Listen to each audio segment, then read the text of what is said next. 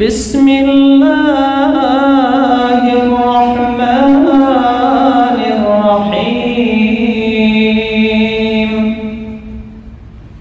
والفجر وليال عشر والشفع والوتر والليل إذا يسر صدق الله مولانا العظيم. وأيضا قال الله تبارك وتعالى في شأن حبيبه ونبيه مخبرا وآمرا إن الله وملائكته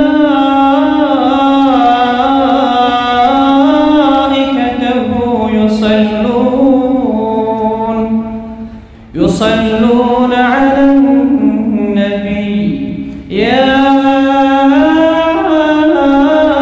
أيها الذين آمنوا صلوا عليه وسلموا تسليما. بلان اللهم صل على سيدنا محمد وعلى آل سيدنا محمد كما صليت على سيدنا إبراهيم وعلى آل سيدنا إبراهيم إنك حميد مجيد.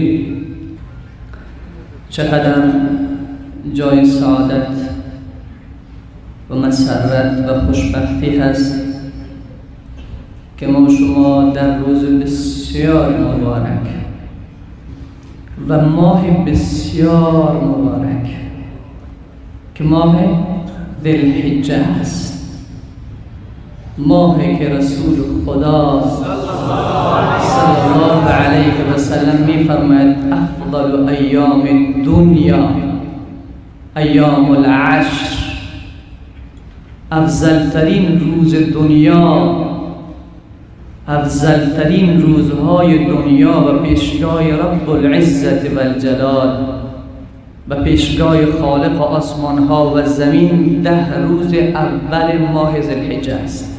یک بار بگو الله اکبر.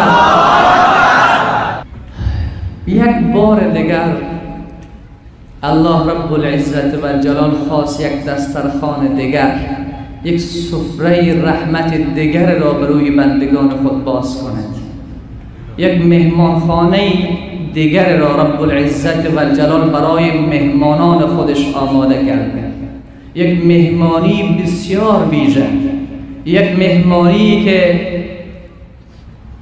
یعنی در تصورت نمی گنجد.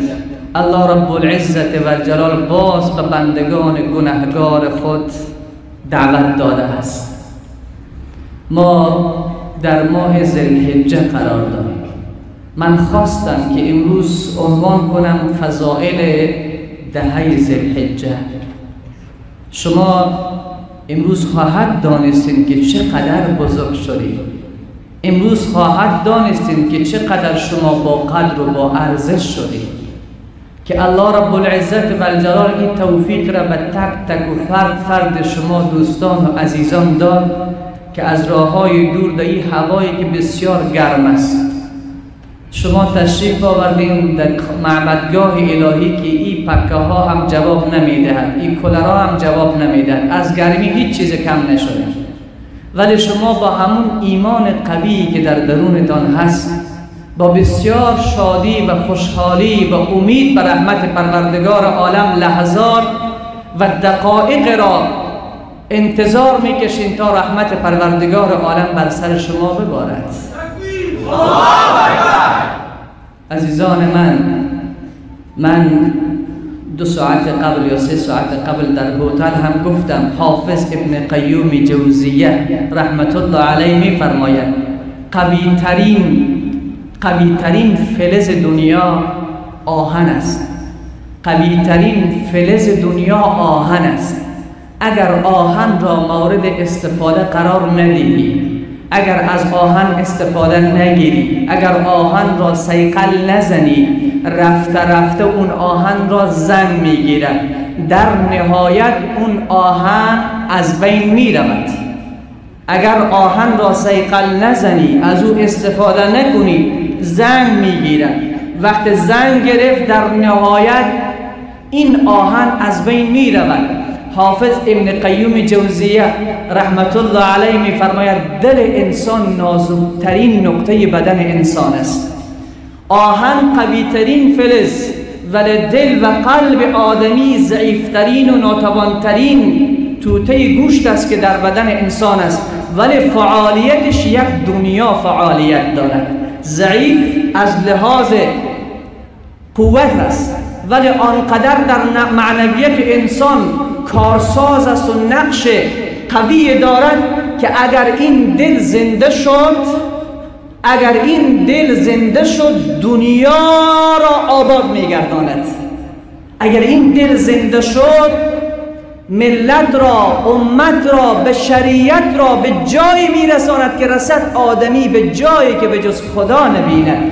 بنگر که تا چه حد است مقام آدمیت. حافظ ابن قیم جوزیه میگه اگر این دل را مورد استفاده قرار ندهی و اگر این دل را صیقل نزنی و اگر این دل را تراوت و شادابی نبخشی، قسمی که آهن با اون قوتی که دارد زنگ میگیرد در نهایت خراب میشود. این دلی که در اون دل محبت الله نباشد، در اون دل تراوت و شادابی با ذکر الله نباشد، اون دل میمیرد. اون دل میمیرد. وقت انسان دلش مرد، پس بدترین و سختترین مرگ انسان همین است که دل انسان بمیرد. چون انسان که خودش میمیرد انتقال کرده، ولی وقت دلش میمیرد ابدالابد مرده است، او دیگر زنده نمیشود. بنابراین عزیزان من تلاش بکنیم که این دل را زنده نگه بداریم. این دل به چه زنده می شود؟ با آواز بلند، به ذکر الله. یک بار بگوین جل جلاله. الله خودش میگه الا بذکر الله، الا بذکر الله تطمئن القلوب. با خبربندگان من، ذکر الله است که قلبها را زنده نگه می‌دارد. من اینو چقدر زیاد میخونم هر هفته، به خاطری که از این نسخه خوب فایده گرفتیم. یعنی نسخه هست که 1,24,000 کم و بیش نبی از این نسخه فایده گرفتن. این نسخه هست که 1,40,000 کم و بیش اصحاب پیامبر از این نسخه خود را آرام کردند. به همین خاطر است که من این نسخه را زیادتر برای شما تجویز میکنم که از این استفاده بکنید، گو یاد خدا هست. بنابراین عزیزان من، فضائل دهه ذوالحجه، ما در چه روز قرار داریم؟ روز جمعه. و چقدر خوشبخت هستیم که دوم ذوالحجه هم هست. رسول الله صلی الله علیه و سلم، حدیث امام بخاری رقم حدیث 969، در ترمذی 757 حدیث است می آورد. راوی حدیث عبدالله ابن عباس است رضی الله تعالی عنهما، می فرماید که رسول خدا فرمود ما من ایام العمل الصالح فیهن احب الى الله من هذه الایام العشر. فقالوا يا رسول الله ولا الجهاد في سبيل الله؟ فقال رسول الله صلى الله عليه وسلم ولا الجهاد في سبيل الله إلا رجل خرج بنفسه وماله فلم يرجع من ذلك بشيء كما قال رسول الله صلى الله عليه وسلم. خوب دقت کنید چه جالب می‌فرماید. حدیثم حدیث صحیح و درست است. رسول صلی الله علیه و سلم فرمود هیچ روز در پیشگاه رب العزت و الجلال، هیچ روز از روزها به پیشگاه رب العزت و الجلال محبوبتر و گرامیتر از 10 روز ماه ذوالحجه نیست. یک بار بگوین الله اکبر.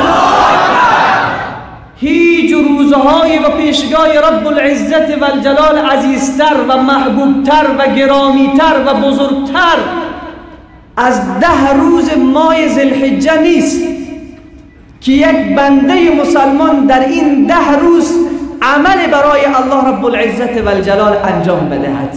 آیا عمل بالاتر از این می شود که تو 6 کیلومتر، 7 کیلومتر، 10 کیلومتر، 50 کیلومتر، 100 کیلومتر سفر کردی و به خانه رب العزت و الجلال در این گرمی آمدی؟ می شود؟ پس رسول صلی الله علیه و سلم فرمود هیچ روزهایی که عملش به پیشگاه رب العزت و الجلال محبوبتر و گرامیتر و بزرگتر باشد از عمل 10 روز ماه ذوالحجه نمی شود. صحابه که وقتی این سخن را شنیدند رو کردن به رسول الله صلی الله علیه و سلم عرض کردن فقالوا یا رسول الله ولا الجهاد فی سبیل الله. یا رسول الله از جهاد در راه خدا هم بهتر است؟ از جهاد در راه خدا که یک مجاهد می رود شمشیر می زند هر لحظه جانش در خطر است، جانش را به کف دست خود گرفته، زن و فرزند خود را ترک کرده در جهاد فی سبیل الله رفته، آیا عمل نیک در این 10 روز آیا از جهاد در راه الله هم بهتر است؟ فدای تو شوم یا رسول الله، فدای تو شوم ای معلم بشریت، فدای تو شوم ای مهربان ترین مهربانان. چه می فرماید؟ فرمود ولا الجهاد فی سبیل الله. ای اصحاب من، ای امت من، حتی عمل نیکی که در 10 روز ماه ذوالحجه انجام میدی از جهاد در راه خدا بهتر است. خب امروز تو مجاهد هستی، فرد و تک تکتان شمشیر به دست شیطان را از قلب خود، از کوچه خود، از شهر خود بیرون راندین. وقتی هر قدم برداشتین به خدایی که محمد را به رسالت فرستاد، در حقیقت این قدمهای شما سر سینه شیطان بوده است. الله این را نصیب تو گردانید. و یک استثناء میکنه رسول صلی الله علیه و سلم فرمود الا رجل خرج بنفسه و ماله فلم یرجع من ذلك بشیء. فرمود یک انسان عملش باز از فضیلت 10 روز ماه ذوالحجه هم بالاتر است. یک انسان را عملش از فضیلت 10 روز ماه ذوالحجه هم بالاتر است. صحابه گویا سوال کرده باشند یا رسول الله کی هست؟ رسول صلی الله علیه و سلم فرمود کسی که از خانه خود بیرون شده با مال خودش، با جان خودش و رفته در راه خدا جهاد کرده، نه خودش برگشته نه مالش برگشته، هم خودش شهید شده هم مالش را بردن. با فضیلت این به پیشگاه الله خیلی گرامی هست و با ارزش است. پس الحمدلله ثم الحمدلله. عزیز من، این ماه یک عمل خاص کار نداره، یک عمل خاص کار نداره. اگر تو به خاطر ثواب در این ماه دکان خود را بسته میکنی به سمت مسجد میروی، بدانی که جهاد در راه خدا کردی. اگر از مسجد امروز بیرون میشوی 10 افغانی صدقه میدهی، این صدقه ای که امروز دادی اگر در تمام سال، حتی اگر این صدقه را در ماه مبارک رمضان بدهی، باز هم ثواب این روز را الله برای تو نمیدهد. یعنی اگر کسی امروز برود 10 افغانی صدقه بدهد، ثوابش بالاتر از ماه مبارک رمضان است. بگو الله اکبر. ای کسایی که در ماه مبارک رمضان روزه نگرفتین، انتظار میکشیدین که سال دیگر بیاید، خیلی دور است، هنوز چند ماه دیگر مانده.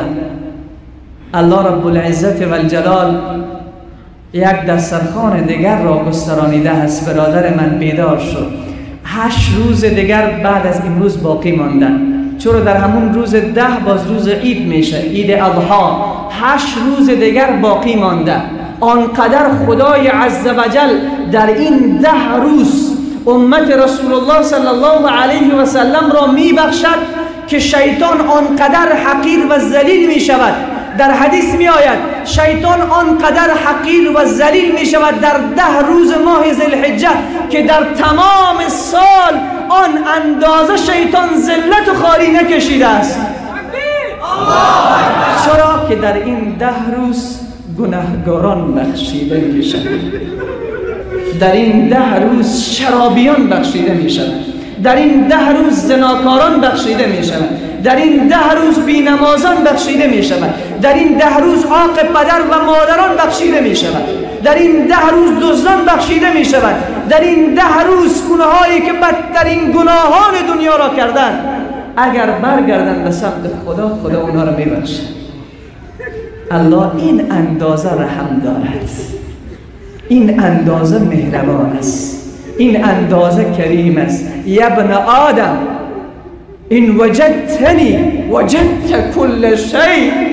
ای اولاد آدم، اگر من خدا را در زندگی خود پیدا کردی، اگر من خدا مال تو شدم، بدانی ای اولاد آدم که هر چیز در دنیا بخواهی مال تو هست.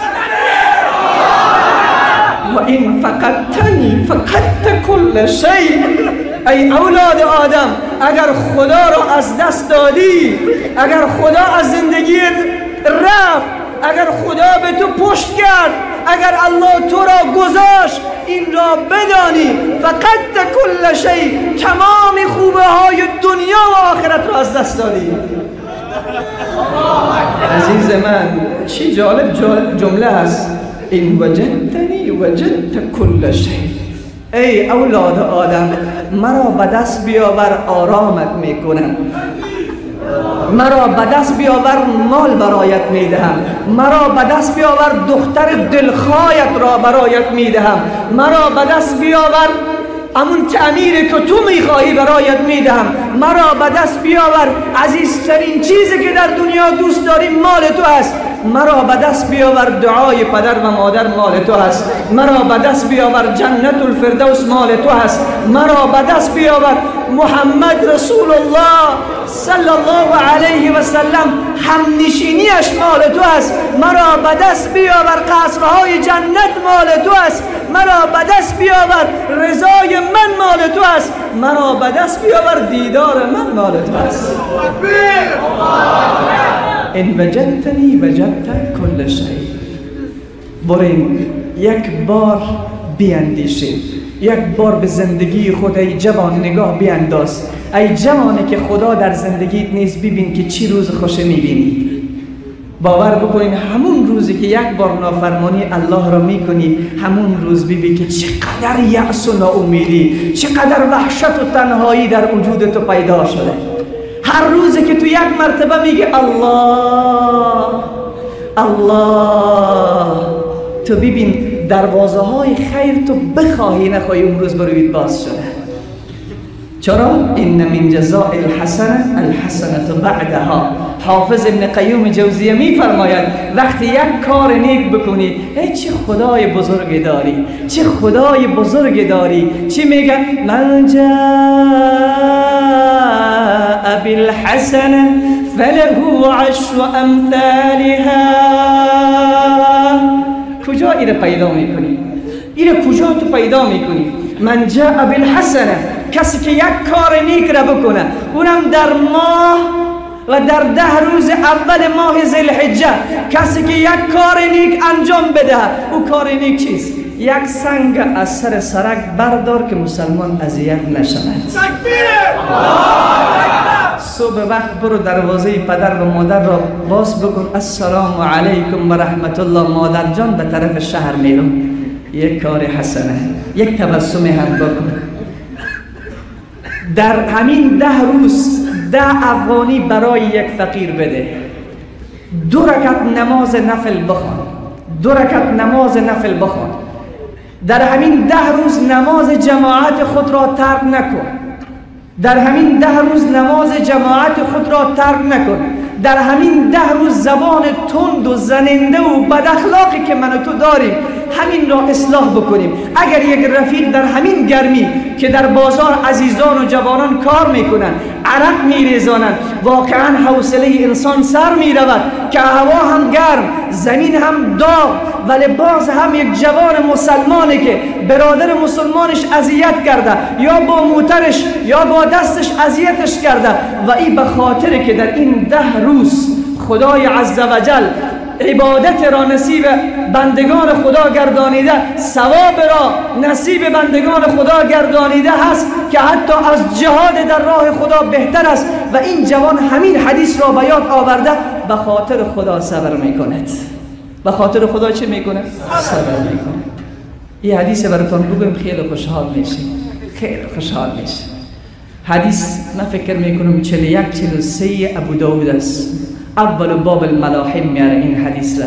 یک وقت گفته بودم فکر میکنم برایتان، رسول صلی الله علیه و سلم به یک صحابه نامش ابو ثعلبه خوشنی هست، بر از او گفت ای ابو ثعلبه امر به معروف بکن نهی از منکر بکن، چرا روز خواهد آمد، روز بر سر امتم خواهد آمد که مردم از بخیلی اطاعت میکنن، بخیل میشود امت من، یعنی از صدقه در راه خدا بخیل میشود.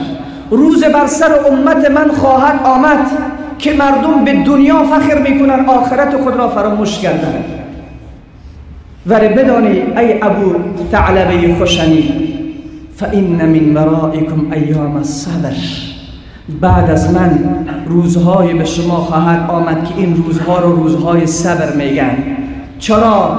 رنج، درد، مصیبت، تکلیف، فقر، بیچارگی، زلزله ها، سیلاب ها دامن امت مرا میگیرد، ولی این روزها ایام صبر است، روزهایی است که باید مسلمان صبر بکند. بعد فرمود رسول صلی الله علیه و سلم الصبر فيه مثل القبض على الجمر. ای ابو ثعلبه در سر امت من روز خواهد آمد که مصائب و درد و رنج و فقر و بیچارگی و امنیت نداشتن دامن امت مرا میگیرد. اگر امت از امت من در این ایام و در این سالها صبر میکند در برابر مصائب و تلخی ها و رنج ها و ناملایمتی ها و نارسایی ها، مثل این است که کوق آتش را به دست خود گرفته باشد. بعد فرمود للعامل فیهم، اینجا دیگه خیلی جالب است، للعامل فیهم مثل اجر 50 رجلا یعملون مثل عمله. فرمود اگر در همین روزها که این روزهایی که ما تو قرار داریم، به خاطر چی؟ ما امت آخر زمان هستیم و تقریبا 1443 سال از محبوب خود رسول الله صلی الله علیه و سلم دور شدیم. 1443 سال از محبوب خود رسول الله صلی الله علیه و سلم دور شدیم.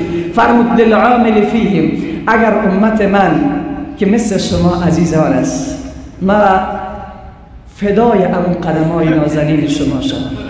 باور بکنین هر هفته که ما شما را میبینیم ایمان ما تازه میشه. ما بنازم امون قدمای شما را. به خدا قسم روز قیامت با این قدمایتان روز قیامت انشاءالله افتخار میکنیم. انشاءالله در محضر رسول صلی الله علیه و سلم حاضر شده خواهد گفتیم یا رسول الله امین 2 پای ما از فلانی جا حرکت کرد در فلانی جا برای نماز جمعه، در حالی که گرمی هم 48 درجه بود. انشاءالله این قدم ها روز قیامت سبب دخول شما به جنت می شود. رسول صلی الله علیه و سلم فرمود کسی که در همین روزهایی که مصائب و رنج و درد و فقر و بیچارگی دامن امت اسلامی را گرفته و در این روزها عمل میکنن به سنت من، عمل میکنن به قرآن، بر از اینا ثواب 50 مرد داده میشه. چند؟ 50 مرد داده میشود. صحابه بعد از این که این سخن را شنیدن عرض کردن یا رسول الله 50 رجلا منهم یا رسول الله صلی الله علیه و سلم ثواب 50 مرد از خودشان؟ ثواب 50 مرد از خودشان؟ یعنی به کسی که به سنت عمل کرد ثواب 50 تا عالم را برایش داده می شود؟ رسول صلی الله علیه و سلم گفت نه، 50 تا عالم که کم است. ثواب چی؟ فرمود اجر 50 رجلا منکم، ای اصحاب من اجر 50 نفر از اصحاب من داده می شود.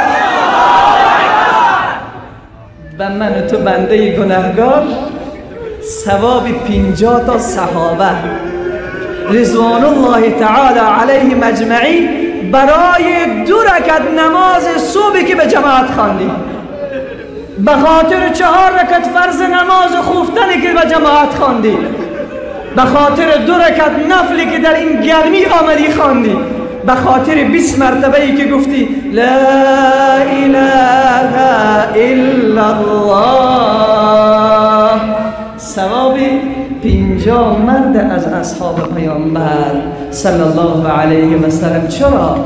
در زمان اصحاب پیامبر محبوب ما زنده بود، در زمان اصحاب پیامبر وحی از آسمان می آمد، در زمان پیامبر ما جبریل امین را می دیدن، در زمان اصحاب پیامبر معجزات نبی ما صلی الله علیه و سلم را می دیدن. اما من و تو بیچاره که رسول الله را ندیدیم، من و تو بیچاره که جبریل امین را ندیدیم، من و تو بیچاره که معجزات پیامبر صلی الله علیه و سلم غیر قرآن را ندیدیم. ولی اگر یک امت در این وقت پرفساد و فتنه عمل نیک انجام میده و عمل به سنت میکنه، پس خودت فکر کن چقدر ثواب برات عطا میکنه الله رب العزت و الجلال. چقدر زیبا میگه و آیت این کلمان من جاء بالحسنة فله 10 امثالها. اللهم لك الحمد. خدایا تو سزاوار حمدی. کسی که یک کار نیک بکنه، الله میفرماید کسی که یک کار نیک بکنه، طور مثال 10 روز ماه ذوالحجه داخل شده، این روز جوان چی میگوید؟ میگه بعد از این دیگر در واتساپ با هیچ کس پیام نمیکنه. جوان چی میگوید؟ در ایمو با هیچ نامحرم پیام نمیکنم. جوان چی میگوید؟ در این 10 روز با تیک تاک سر کار نمی داشته باشم، در این 10 روز از یوتیوب که در اونجا فساد و فتنه اگر هست استفاده نمی کنم. این یک کار حسن است که فقط نکرده است. الله می فرماید کسی که این کار را می کند من جاء بالحسنة فله 10 امثالها، 10 تا حسنه در نامه اعمالش نوشته می کند.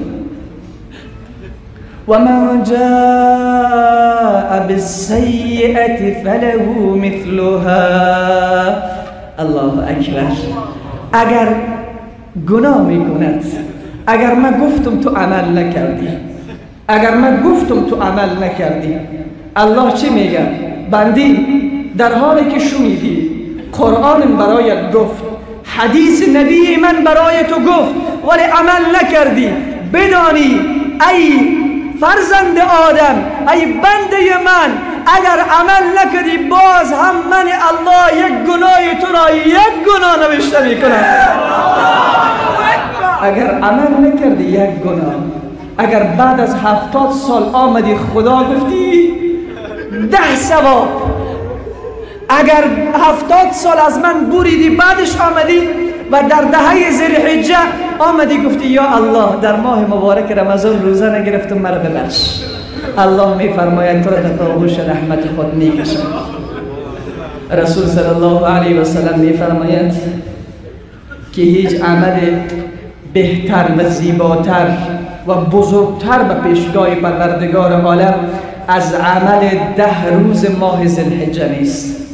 اگر کسی در این ماه روزه میگیرد، اگر حاجی که در سفر حج رفته تا 8 روز روزه میگیرد، 8 روز روزه میگیرد، و مسلمانی که در افغانستان است 9 روز روزه میگیرد، از اول دهه ذوالحجه و تا روز نهم، چون روز دهم روز عید و قربان است، روز روزه گرفتن نیست. اگر 9 روز روزه میگیره، اگر این 9 روز را روزه گرفتن نمیتونه، اما یک روز عرفه را روزه میگیره، یک روز عرفه را روزه میگیره. من صام یوما فی سبیل الله، وقتی بنده من یک روز را در راه خدا روزه بگیره. چند روز؟ یک روز. مسلمانی که کارم بکنه، حلقش هم تشنه باشه، شکمش هم گرسنه باشه، گرمی هوا هم به این شدتی که الان میبینیم باشد، و چقدر تنبل است، چقدر تنبل است و چقدر ناشکر است او بنده ای که زیر کلر هم نشسته، ایسی هم روشن است، پکه هم روشن است، حتی آماده نیست یک روز عرفه را روزه بگیرد. و اون مسلمانی که در این گرمی روزه میگیرد، رسول خدا فرمود صلی الله علیه و سلم: من صام یوما فی سبیل الله، کسی که یک روز را روزه میگیرد در راه خدا، که اون روز عرفه باشد یا هر روزی که تو در این 10 روز انتخاب میکنی، باعده الله من النار 70 خریفا، الله رب العزت و الجلال این بنده را 70 سال از جهنم دور میکنه. چند سال؟ 70 سال. یک روز روزه میگیرد، 70 سال از جهنم دور می شود. رسول صلی الله علیه و سلم درباره فضیلت روزه روز عرفه می فرماید، حدیث امام ترمذی رقم حدیث 749 هست، می فرماید: صیام یوم عرفه، کسی که روز عرفه رو روزه میگیره که روز نهم همین 10 روز است، روز نهم همین 10 روز که روز عرفه است، که حاجی صاحبا کجا میرن؟ به عرفات. روز نهمش روزه میگیرن. رسول صلی الله علیه و سلم میگه: انی احتسب علی الله ان یکفر السنه التي قبله والسنه التي بعده. رسول صلی الله علیه و سلم میفرماید: من امید دارم که اگر مسلمان یک روز عرفه را روزه میگیرد، الله گناه یک سال قبلش را و یک سالی که تا هنوز نیامده یک جا برایش میبخشد. اگر مسلمان در روز عرفه روزه بگیره، آخر روز بمره، چی درجه میبره؟ یک سال گذشته اصلا گناه نمانده، یک سال آینده را هم خدا در یک روز میبخشه. عزیز من، یک مثال برات بگویم. اگر تو چقدر زحمت میکشی به خاطر 500 یا 200 یا 300 افغانی، کسی برات بگویه برادر عزیز یک سال تمام خرچ تو چقدر میشود، تو برش بگوی یک سال خرچ من 1 لک افغانی، اقتصادی تر 1 لک با خانواده خود خرج دارم.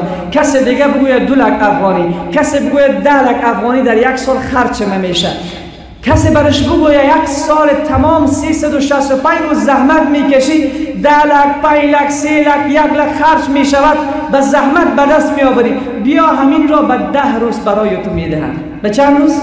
به 10 روز. من از تو پرسان میکنم: آیا مرد عاقل هست در همین دنیا که بگوید نه من این 10 روز زحمت نمیکشم، 365 روز زحمت میکشم؟ هست؟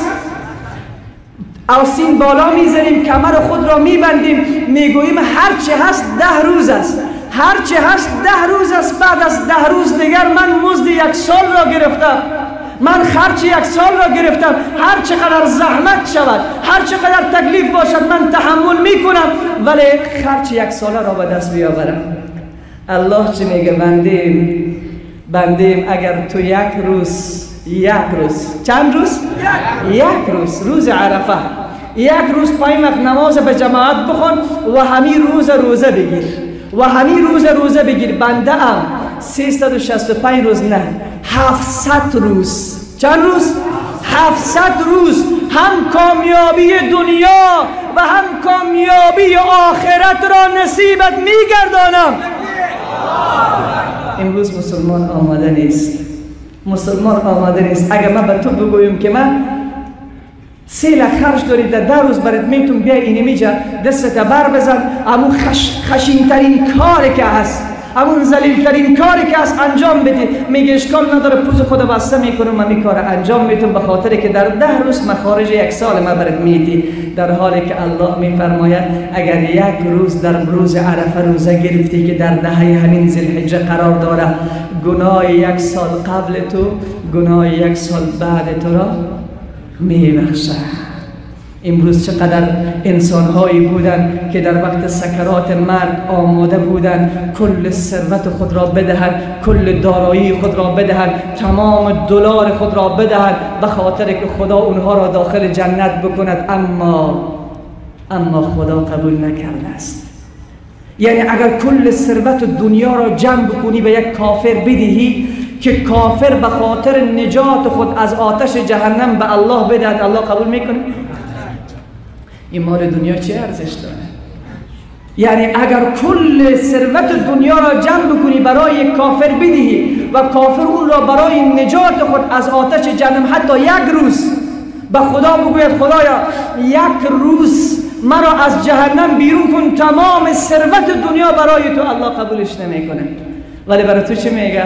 بنده مسلمانه، بنده ای که گناه هم کردی کلمه میخوانی اشهد ان لا اله الا الله و اشهد ان محمد رسول الله. اینقدر ارزش تو را بالا بردیم که اگر فقط چند ساعت دهن خود را بسته کنی، چیزی نخوری، چیزی ننوشی، چشمت هم نگاه کنی، گوشت هم نگاه کنی، زبانت هم نگاه کنی، در همین روز بدانی 1 سال گناه قبلت و 1 سال گناه بعدت را میبخشه. پس این از این کده من فکر میکنم فضیلت بزرگ نیست. عزیز من در این 10 روز تلاش بکن، بسیار سبحان الله بگو، چی؟ بسیار الحمدلله بگو، بسیار لا اله الا الله بگو. چرا؟ رسول الله صلی الله علیه و سلم فرمود فاکثروا فیهن من التهلیل والتکبیر والتحمید. ای امت من، وقت دهه ذوالحجه داخل شد شما بسیار تکبیر بگویید. حدیث مسند امام احمد است، رقم حدیث 5446. رسول صلی الله علیه و سلم فرمود فاکثروا فیهن من التکبیر. وقت دهه ذوالحجه داخل شد شما زیاد بگوین الله اکبر. یک بار بگوین الله اکبر. ما پیشتر قاری معظم تماس گشتم، برش گفتم که وقت ذکر میکنین امیر با آواز بلند لاسپیکر ذکر کنین که بیرون هم بشنوه. چرا؟ به خاطر که حضرت عبدالله ابن عمر و ابو هریره رضی الله تعالی عنهما وقت دهه ذوالحجه داخل میشد میرفتن داخل بازار، اهل بازار همه در خرید و فروش مصروف بودن. یک بار با آواز بلند صدا میزدن الله اکبر الله اکبر لا اله الا الله والله اکبر الله اکبر ولله الحمد. وقتی این با آواز بلند صدا میزدن همه اهل بازار یک جا به همراه عبدالله ابن عمر و ابو هریره یک جا با آواز بلند این تکبیر را میگفتند. الان من هم میگویم، شما هم به همراه من بگوین الله اکبر الله اکبر لا اله الا الله والله اکبر الله اکبر ولله الحمد. چه احساس به قلبت میکنی؟ چه احساس میکنی به قلبت؟ اگر متوجه باشی آرام نشدی؟ امی گرمی به یادتان میاد؟ آرام شدی. خب من برات گفتم که یاد الله آرامت میکنه. یک حدیث جالب، حدیث قدسی است. چه میگه؟ یا عبادی انکم تخطئون باللیل والنهار وانا الذی اغفر الذنوب ولا ابالی. ای بندگان من، هم در شب نافرمانی مرا میکنین هم در روز، هم به شب نافرمانی مرا میکنین هم در روز، ولی بدانین کلتان میبخشم باکم ندارم، همتان میبخشم باکم ندارم. فرمود فاستغفرونی اغفر لکم. استغفار طلب بکنین من کلتان میبخشم، کل گناهانتان را میبخشم. و عزتی و جلالی ان اتانی عبدی لیلا قبلته و ان اتانی نهارا قبلته. به عزت و جلال من قسم است اگر بنده من شب بیاید به سوی من قبولش دارم، اگر بنده من روز بیاید به سوی من قبولش دارم. و این تقرب منی شبرا تقربت منه ذراعا. اگر بنده من یک بلس به سوی من بیاید، من 1 متر به سویش میرم. فی سبیل خدا چقدر نزدیک شدی، همون اندازه مشکلات زندگیت رفت است. همون اندازه مشکلات زندگیت رفت است. در وقت سختی ها به کی باید پناه برد؟ الله. داستان را در جایی دیدم، میگه بچه بسیار شوخ بود، بسیار شوخ بود و شرارت میکرد. آنقدر شوخی میکرد که پدر و مادر را خسته کرده بود. روز از روزها پدرش رفت در سفره، بسیار خسته و مانده برگشته بود. ولی امروز که پدر نبود، بچه آنقدر شرارت کرد، آنقدر شوخی کرد، آنقدر شیطنت کرد، آنقدر مادر خود را آزار داد که مادرش صبرش به گلونش آمد. همه چیز خانه را شکستان. این طفل شوخ وقت پدر آخر روز خانه برگشت، مادر بعد از این که سلام تقدیم کرد به پدرش گفت بچه تو آنقدر مرا امروز آزار داد، آنقدر مرا امروز تکلیف داد، آنقدر شیطنت کرد، آنقدر خساره به این خانواده رسانده که هیچ روز این کار را نکرده بود. پدرم مانده و خسته بود. در همین لحظه دست بچه را گرفت، داخل خانه شد، دروازه را هم بسته کرد و یک شلاق را هم به دستش گرفت. بچه دید که کلکینم بسته است و دروازه را پدر بسته کرده، دیگر راهی فرار نیست. مادرم اجازه نیست که داخل خانه بیاید. پدرم چون خیلی مانده و خسته بود، خیلی خشمگین شده بود، وقتی قمچین را بلند کرد که شروع بکند بسیار به خشمی که داشت، وقتی قمچین را بلند کرد که به پسر خود بزند، پسر دید که دروازه بسته است، دیگر راهی ندارد، دویده آمد خود را به سینه پدر چسبانید. دویده آمد خود را به سینه پدر چسبانید و دست خود را به کمر پدر حلقه زد. پدر وقتی که دید که بچه‌اش به سینه‌اش خود را چسبانیده است و دست را به کمر پدر حلقه زده است، یک بار دل پدر است، دیگر یک بار دلش به جوش آمد که چگونه من پسر را بزنم که آغوش غیر از آغوش من ندارد، پناهگاهی غیر از پناهگاه من ندارد. قمچین را به زمین انداخت و پسر خود را در آغوش کشید. گفت پسرم من نمیخواهم تو را آزار بدهم، ولی مرا بسیار تکلیف دادی. عزیز من، اگر هر چقدر گناه کردی، هر چقدر نافرمانی کردی، هر چقدر بینمازی کردی، هر چقدر از خدا دور بودی، وقت خدا قمچین بر می دارد، برو در آغوش خدا، برو در آغوش پروردگارت. آغوش پروردگارت دروازه مسجد است، آغوش پروردگارت عبادت در 10 روز ذوالحجه است. برو در آغوش پروردگارت.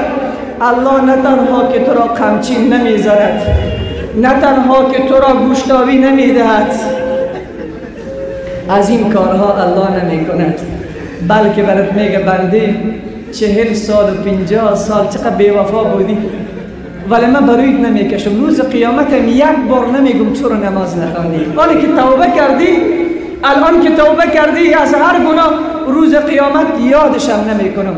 و بنده نه تنها که در روز قیامت گناه تو را به پیش تو یاد نمیکنم به پیش خلایق، بلکه جنتم نصیبت میگردونم یک، و در دنیا هم هر خواسته ای که داری نصیبت میگردونم. هر خواسته ای که داری نصیبت میگردونم. پس وقتی که ما از خدا دور شدیم، الله رب العزت و الجلال مصائب را میاره. در یک جای میگه، در این حدیث قدسی که برات خواندم، میگه اهل ذکری اهل مودتی، اونهایی که یاد مرا میکنن، خصوصا در این روزهای خاص. همین 10 روز ذوالحجه را کی آورده با ما تو؟ الله. رمضان الله می آورد، 10 ذوالحجه را الله می آورد، عرفه را الله می آورد، عید رمضان را الله می آورد، عید قربان را الله می آورد، 10 محرم را الله می آورد. به خاطر چی؟ به خاطر بهانه‌ای که تا بنده خود را بگیرد و پاک بگرداند، تا بنده خود را بگیرد و پاک بگرداند. پس ما دنبال گم شده خود میگردیم. همون داستانی که مشهور است، همیشه براتون گفته بودم که مولانا در مثنوی میگوید پیرمرد را در شب تاریک دیدن جوانه که یک چراغ به دستش است، در کوچه ها چراغ به دستش است، کمرش هم خمیده شده، چیزی را جستجو میکنه. نزدیکش آمد گفت پدر جان چی گم کردی؟ گفت پسرم چیزی گم کردی، جستجو میکنم تا اون را بیاور. جوان گفت در کجا گم کردی؟ گفت همینجا. بعد شروع کرد جوان هم به پالیدن وجب همین خاک را گشت، چیزی پیدا نکرد. جوان به این محاسن سفید و پیر خمیده گفت که پدر جان تو گفتی اینجا گم کردم، اگر سوزنی می بود من پیدا میکردم، وجب این زمین را من گشتم ولی چیزی پیدا نکردم. پیرمرد گفت نه پسرم اینجا گم نکردم، داخل اون خانه گم کردیم. جوان گفت ای پیرمرد آخر تو دیوانه هستی، وقت مرا هم هدر دادی، وقت خود را هم هدر دادی، چرا در داخل اون خانه گم شده خود را نمیابی، جستجو نمی کنی؟ این پیرمرد گفت در داخل اون خانه چراغ نیست، من اینجا میپالو میشم. در داخل خانه چی نیست؟ چراغ نیست، من اینجا میپالو میشم. گفت ای پیرمرد اگر سالها کل عمر بپالی، اگر 100 سال دیگر هم عمر بکنی و اینجا جستجو بکنی، گم شده خود را پیدا نمی کنی تا اون خانه را روشن نکنی و داخل اون خانه پیدا نکنی. مولانا می فرماید ای اولاد آدم اگر 100 سال عمر بکنی و خدا را به دنیا جستجو کنی پیدا نمی کنی، بلکه خدا داخل قلب تاریک تو هست، کن را روشن کن، الله را پیدا می کنی. پس الله در کجا است؟ در قلب، در اینجا است. رسول صلی الله علیه و سلم فرمود در جسد اولاد آدم یک تکه گوشت است، اذا صلحت صلح الجسد كله و اذا فسد الجسد كله الا وهي القلب. در اولاد آدم در وجودش یک توته گوشت است، اگر او اصلاح شد کل بدن را اصلاح میکنه، اگر او فاسد شد کل بدن را فاسد میکنه. فرمود او قلب است. پس میدانی که گم شده من و تو داخل قلب است. داخل قلب را فقط یک چیز زنده میکند و یک چیز روشن میکند و نور میدمد برایش. اون چی است؟ ذکر الله. الله رب العزت و الجلال در حدیث قدسی میگه اهل ذکر اهل مودتی، اونهایی که ذکر مرا میکنن اونها را من دوست دارم. اهل شکری اهل زیادتی، اونهایی که شکر مرا میکنن روز قیامت از دیدار من محروم نمیشن. و فرمود اینجا به گناهگارا چی میگه؟ اهل معصیتی، ای گناهگاران، ای نافرمانان من، اسمع بشنوین، تک تک و فرد شما، هم به شما میگم هم به عزیزانی که مرا لایف مشاهده میکنن در کشورهای که زبان مرا میدانند. الله در حدیث قدسی میگه اهل معصیتی، ای گناهگار، اسمع بشنو، لا اقنطهم من رحمتی، من گناهگاران را از رحمت خود ناامید نمی کنم. فإن تابوا فأنا حبیبهم، اگر توبه کردن محبوب من هستند. و ان لم یتوبوا فأنا طبیبهم، اگر توبه نکردن من طبیبشان هستم، درمانشان نمی کنم. روز قیامت به من هست، اگر توبه نکردن باز هم اگر رحمت من در جوش آمد روز قیامت اونها را میبخشم. و بعد فرمود ابتلیهم بالمصائب، ای بنده های من چرا در دنیا شما را آزمایش میکنم، چرا شما را در دنیا به مصیبت ها میاندازم، چرا یکی کمر درد است، یکی پای درد است، یکی سرطان داره، یکی نان نداره، یکی حولی نداره، یکی زن نداره، یکی بیچاره هست، یکی چشم نداره، یکی خمیده هست، چرا این کارها را میکنم؟ ابتلیهم بالمصائب، چرا من شما را بر رنجها و دردها می اندازم؟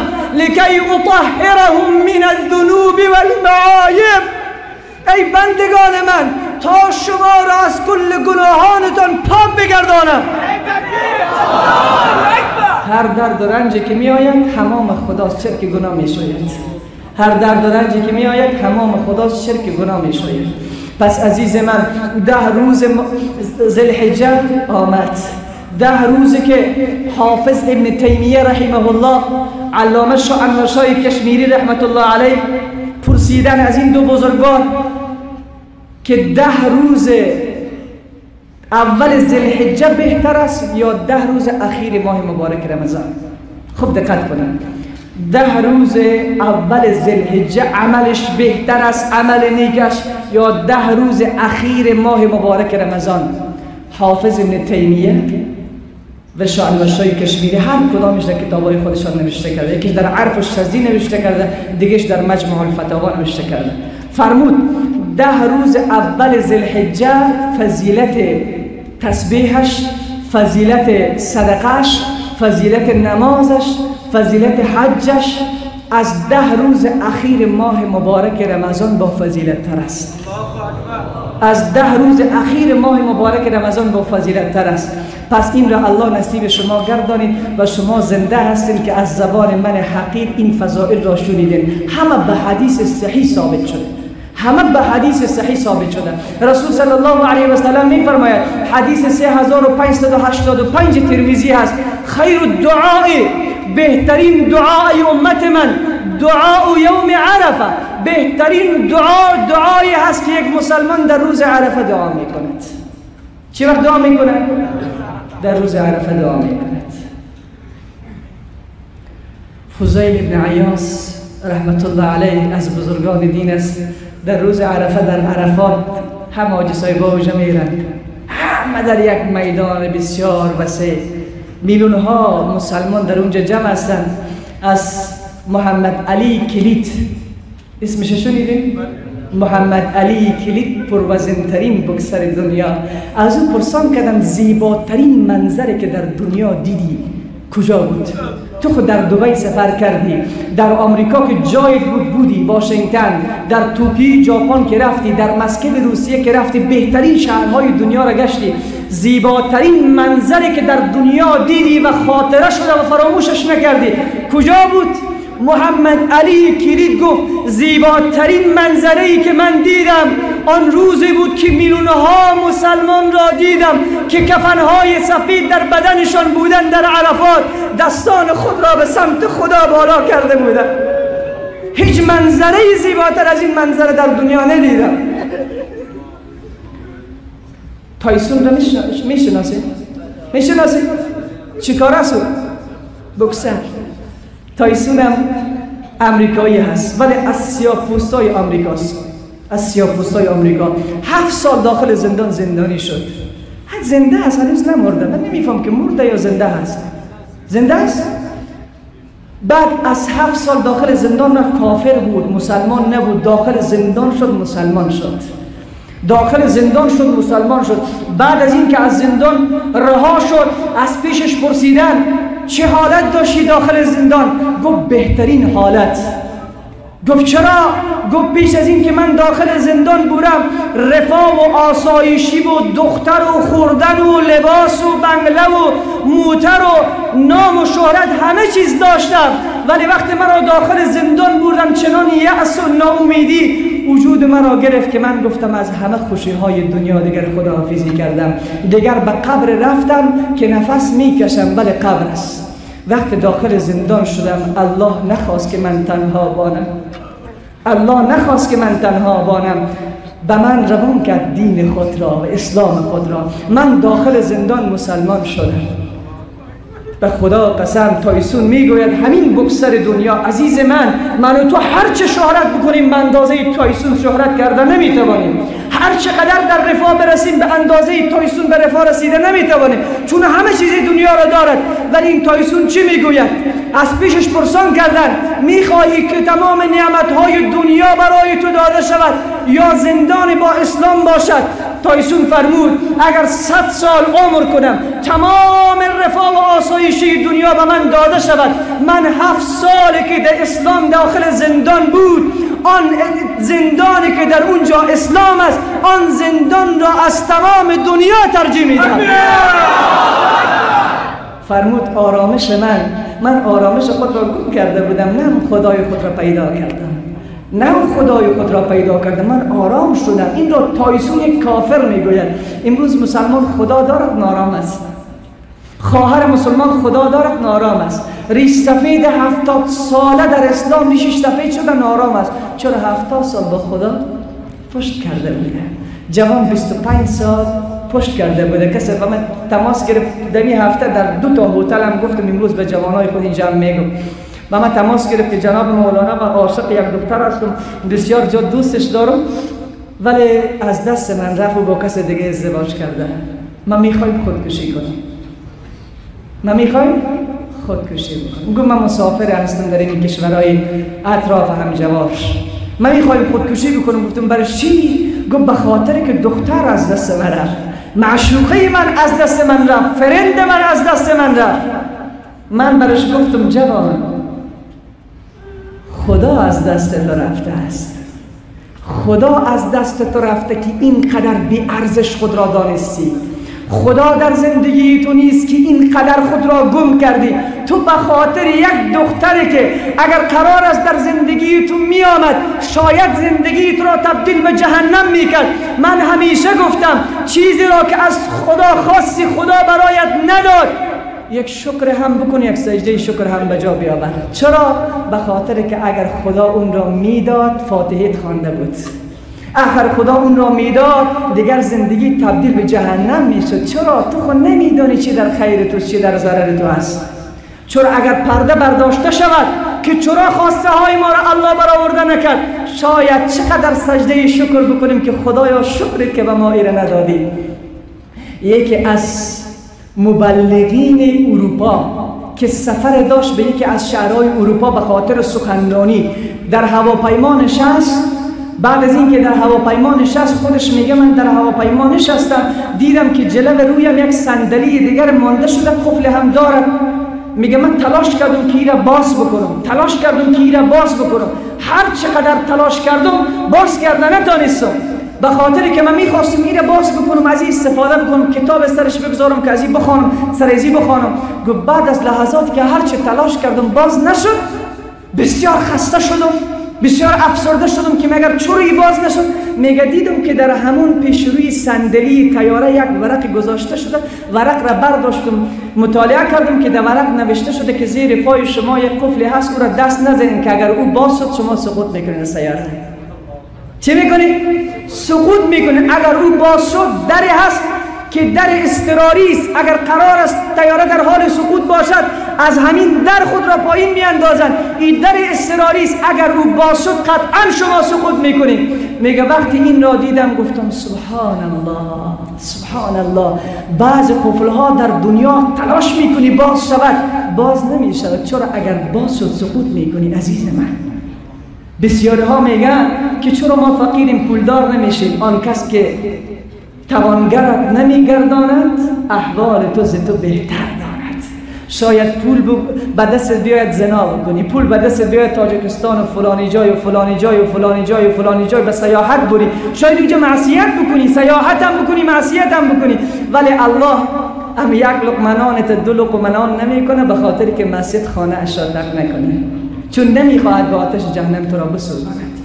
بنابراین عزیزان من، کسایی که قربانی دارند، رسول صلی الله علیه و سلم فرمود، حدیث امام مسلم است، رقم حدیث 1977 است، کسایی که قربانی داره، یکی از شما میخواد قربانی کنه، فرمود فلیمسک عن شعره و اظفاره، انگشتای دست خود را ناخنایش کوتاه نکنه و موهای صورت خود را هم نگیره. فقهای امت اسلامی مخصوصا مذهب احناف میگه که ناخن نگرفتن و موی سر و صورت را اصلاح نکردن در دهه ذوالحجه، یعنی در روزی که ما قرار داریم، با کسی که قربانی داره مستحب است که نه ناخن خود را بگیره نه موهای اضافی بدن خود را بگیره تا 10 روزی که به پایان میرسه. بعد از اینکه قربانی کرد باز موهای اضافی بدن یا ناخن خود را بگیره. چی است؟ حکمش چی است؟ مستحب، فرض نیست، واجب نیست، مستحب است. ولی کسی اگر بکند ثواب میگیرد، ثواب، چون خود را شبیه حاج صاحبا میکنه. حاج صاحبایی که در اونجا میرن بازو نموی خود را میگیرن نه ناخن خود را میگیرن، هیچ کارا نمیکنه. بنابراین کسی که قربانی داره این کارا بکنه و بهترین صدقه در این دهه ذوالحجه قربانی است که یک مسلمان میکنه. نصاب قربانی همین هفته براتون بگویم، شاید باز روی مسائلش هفته دیگه بحث کنم. 40,000 افغانی است. چند؟ 40,000 افغانی. کسی که داره پول نقد قربانی سرش واجب است. کسی که 40,000 افغانی را نداره قربانی سرش واجب نیست. کسی قصد داره قربانی سرش واجب نیست. و کسی که خودش 40,000 افغانی داره، پدر جانش چیزی نداره، میگه من یک دونه گوسفند پدرم میخرم قربانی میکنم. نه، اشتباه است. قربانی به سر خودش واجب است، سر پدرجانش واجب نیست، چون پدرجانش توانمندی قربانی کردن را نداره، خودش باید از خودش قربانی بکنه. بله اگر یک مسلمان میگه هم به پس پدر خود قربانی میکنم، هم از مادر خود، هم از خودم، این خود نور علی نور است، بهترین کار است و بهترین ثواب است و بهترین احترام است که یک مسلمان به پدر و مادر خود میکنه. ان شاء الله مطلب گرفته شد. دوزانو بشیم که ان شاء الله دعا بکنیم.